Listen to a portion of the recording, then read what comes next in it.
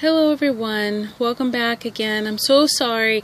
My memory was short on my last video and I thought I had enough to get to the end, but I didn't, and I apologize. Please forgive me. Okay, so let's get back to the dream.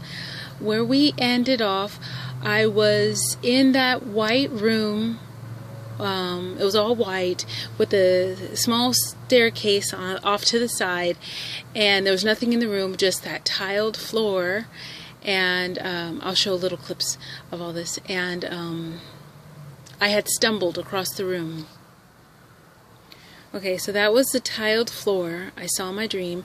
That's what I could see because I was looking down because I had that severe back pain. I felt across my back that stooped me over, and I lost my balance and stumbled across the room. And this is a wider image of the room, but this is just an image. But in the dream, it was similar to this, but the walls are all white, and the staircase off to the side. I'm on the far left of the room, and I was kind of holding onto the wall, kind of catching myself and getting my bearings, and I heard a male's voice, and it caught my attention. I looked up, and over by the staircase you could see there was a closet door. So as you're looking at that staircase, on the right side of the staircase it was open, and that's also where the hole was, but it was also another space. And there was a doorway, and he had papers in his hands, and he was on the telephone.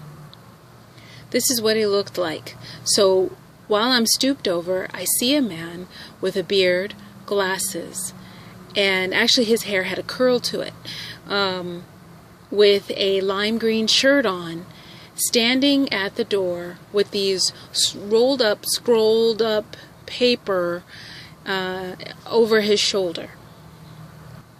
He's wearing this olive green shirt, black pants, and he had a cell phone. But, I'm sorry, not a cell phone, landline, telephone, and I remember because I could see the metal antenna sticking out of the top. So it was a cordless phone, and he had his head over to the side, and he was talking about something, and I couldn't hear everything he was saying, and because he was across the room, but I remember he looked over at me and we made eye contact, and he said, I know, while he was looking at me, and that surprised me, and I stood up. I watched him with those scrolled up papers on over his shoulder, just like this. They were large amounts. It was probably like 4 or 5 of them, and he had them on his shoulder, and with the phone still. And he opened the closet door, and it was a wooden door, just like this. No metal on the sides, but it was just a wooden door with a white wall behind it, and there was no paint or anything. It was just a plain old wood door, and he opened it and put everything in his arms inside, and closed the door. Then he walked over towards me, and I stood up and I watched him cross the room, and he looked at me and he said, let me get my notes. I want to make sure I get this right. Okay, so let me read this to you. Let's see. I straightened up as best as I could, and he walked over to me, and he said, you know, the Antichrist is very interested in you. And I was surprised, and it upset me, and I looked away from him, and there was an open door nearby. And I focused on the open door, and he might have even opened the door, but he said all that, and I was very surprised. And I looked through the open door, and my response was,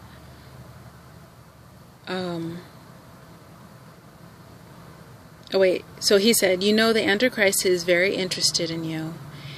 And as he was saying that, the image of the Antichrist came into my mind. This is what I saw. I promise. When he said, the Antichrist is very interested in you, this is the image the Lord showed me in my mind. I promise. I would make it up. I'm not about grandeur, and I've never been shown the face. I've never seen a person that looks, who was told to me, who was shown to me in reference to the Antichrist. I was led to an individual who, how can I put it, who had every image of my dream almost on point. And I won't even mention his name. But with research and also conferencing with another child of God, we were led to that individual. But I was never told by God it was that individual that was an Antichrist. But he in life mirrored my dream, and that's why I made that video. It's called The Update to the Man of Perdition, the Antichrist, if you're curious. I'll leave a link. So that is just us doing research. But this, I promise you, and I wouldn't give you anything that wasn't true, and I wouldn't give you anything. This is hard. I'm sorry, I'm going on. But this is hard for me because I don't want to wish this on anybody, and I don't know if I'm even right. I don't want to call anybody out, and I prayed over this for over 24 hours, which might not seem like a long time to people, but I constantly was in prayer. Even if I was staring at somebody in the face all day yesterday, it was on my mind. Please, God, show me. Please, God, talk to me. And I'll talk to you about the confirmations at the end that the Lord gave me. But this is what he showed me. This image, this very one, I had to look it up. The gold curtains in the back, and the curtains looking like horns. But then he turned his face. Do you see his coloration in his skin? It's a goldy, metallic looking. It was actually more copper than gold. I couldn't find quite the right hue of color, but it was this metallic looking. And it's worse. He showed him with horns. He showed him like this. That same gold metallic face with those gold curtains behind him, standing at a podium with these adult ram horns that are already curled. My heart sunk. This is the image. I was given a vision within my dream of this person. I won't even say his name, y'all. I don't want to. But if you can imagine that, it was horrific. But as soon as he said that sentence, and I'll say it one more time, I'm sorry. But he said, the Antichrist is very interested in you. And I saw these horns on that metallic face with this suit on. This blue suit. It was the blue suit. The blue suit that I've been seeing. The blue suit, white shirt. And then once he stepped into a more public image, he got that black tie. He didn't have it at first, no tie, because he wanted to look young and cool. But then he had the black tie with his suit. Dear God. Standing at a podium in all his grandeur. And it was just an image in my mind. He didn't talk or speak or anything. It was almost like a photograph or an image. And that's what I saw. Then I stopped and I looked at the man with the glasses.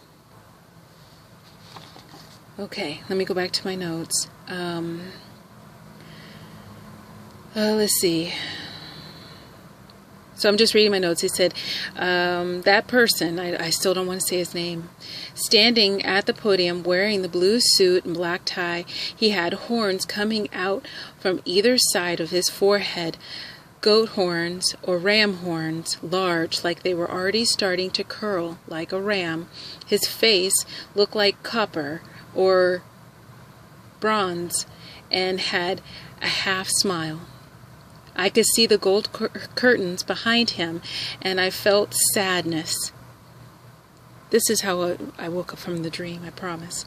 And I said, but I am not. So my answer to the Antichrist being interested in me was, but I am not. I looked up, and he, this man, opened a light wood door.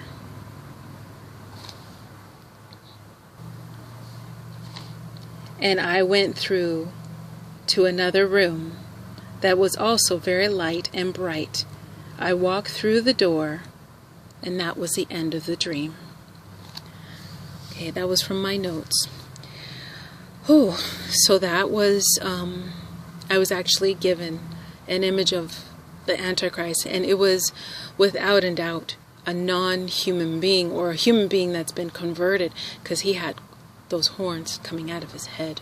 And that's why I said I don't even want to say his name, because I don't even know if it's associated to the same person anymore, because he's almost non-human now. He's been changed. His skin was metallic.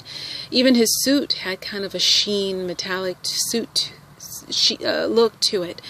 Anyway, I don't want to dwell. Okay, so a couple of things, and please pray over this. Oh Lord, please pray over this and take it to the Lord and ask for discernment. And I'm not going to take a long time, because I've had 2 long videos.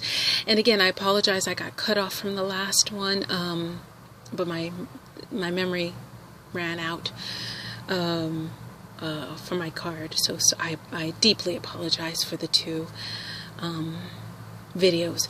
But okay, so there was a couple of things just really quickly that kind of stood out to me. I prayed over this for a day, like I told you, and I usually do, and I waited for confirmation. I didn't get any confirmation, and I don't watch television until almost late at night, and I usually fall asleep in the middle of the program. But when I did turn on the TV, the first thing that came on was these peace talks with our president and South Korea, North Korea, and all that. And that's what I flashed in my dream. I'm wondering if the quote-unquote peace talks were like in my dream, maybe this dance place, and something. No one danced though, so there's going to be some sort of stalemate, and maybe we already had the stalemate because of what the other leader did, and now he's going to be a part of the talks. So I don't know, but there was a stalemate. They weren't dancing, and just like in my dream, no one was dancing. So that made me think, oh, maybe this is what the Lord is showing me, something about this. But then we were knocked out. Something happened, and we were all, I said asleep, but I don't know. I mean, I was standing, going to the dance floor or turning away from the dance floor, one of the two, and then I wake up, and it's the floor is blasted out, and I'm in a different spot. So I'm wondering if there was an attack. There might be an attack on the talks. I hope not. I pray not, please. But something happened, and we were all shooken up by it. And also, I have something. Okay, so my tights were torn, but just on my left foot and not my right foot. And that kind of made me think of that old saying, you knock your socks off. That's what it made me think of. But only one of my quote-unquote socks, because I was wearing tights, but only one of my socks was pulled off or knocked off. And so if you read through this, it's a old saying from the 40s. But if you read almost down to the bottom, it says, let's see. Oh, sorry. Let me get it so I can read it. It says, where the phrase refers to beating someone in a fight, similar to knock his block off. So it's to catch, as it says, means to surprise somebody by showing or providing them with something really impressive. So one could be the impressive, and the other one is to hit somebody and catch them off guard. So I'm wondering if it was the second thing that the Lord was showing me is I had one sock on and then I had one sock off. So maybe that's kind of saying like I'm aware of the way the world is going, thus my right sock was still on, but then my we're too long. Sorry, it's taking too long. And then my left sock was pulled off. It was missing. So I was caught by surprise. And I was also in that hole and I was caught by surprise. Let's see. There was one other thing that I thought of. Hold on. And I thought for a second, when I saw that man with all those papers rolled up, could that be like because maybe the peace talks might fall apart, that all the work was put in the closet, it was put away, like it didn't happen? So maybe all that work might not actually go through, we might actually have a wartime event. And maybe that's what happened. There was a wartime event and he was putting all those papers away. But again, I don't know. It's a dream. I don't know. And lastly, I'm going to let you go because it's getting long. Okay, lastly, I looked up Strong's for 106. And if you read at the first paragraph, it breaks it all down. And it says uncorrupted. Reading upside down.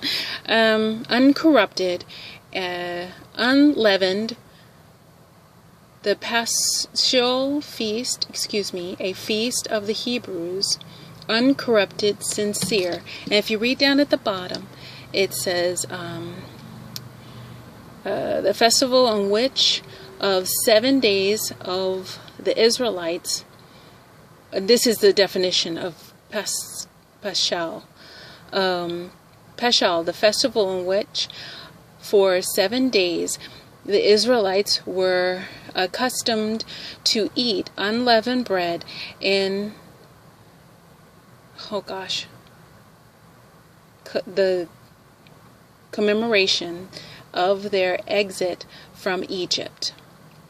So I thought that was amazing. This is, so that 107, that time is speaking on, they're reflecting back on what happened. And that's what we do all the time. We reflect back. And then sincere. So I'm hoping that maybe that was also a message from the Lord saying this is from Him. Saying these are messages from Him, unleavened. So I'm going to leave you with this. Okay, this is a video from a channel called Kitten Academy. And truly, this display of new life is what it's all about. These beautiful new natural lives, God created each one of them. And maybe for just this moment to share with you all, who knows, or maybe the enjoyment of their adoptive families when they take them home. But I wanted to share this life with you, this beautiful display of love and hope and innocence and purity with you. Sorry about that. But and I'll put a link to this channel because you could just put it on while you're cooking or or if you have a stressful moment. And watching these kittens, it's adorable. They are so cute. And I just wanted to give you a little bit of joy. I was going to do a whole video one day of just 2 minutes of joy from the Kitten Academy. Because what better way to show God's love is by giving them, to show the life that He's given us in this natural, purest form. And if you're not an animal lover, you're not a cat lover, I apologize. I could have shown puppies. Maybe another time I'll show puppies or turtles or the lizards. You know, I used to have geckos as pets and all kinds of things, ferrets. So, you know, I'm a lover of all things. I'm a lover of life. And that's what it is. We need to love our life, but we don't love our lives to the end. We have to give it up to God. But we also need to respect and enjoy God's gift. And what's cuter than these little guys? And I wanted it to be a gift from you, from this message that I was giving you. So anyway, way too long video. I love you all so much. I do, and God loves you more. And I know that I gave you a tough one with the Antichrist video this time, especially the person that I showed. But keep in mind, God is showing us all these things. He's giving us these signs and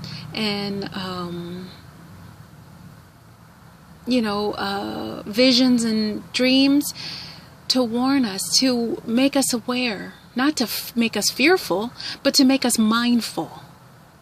Okay, I love you, and God loves you more. Please take care, and may God bless you and keep you all. Bye, kittens.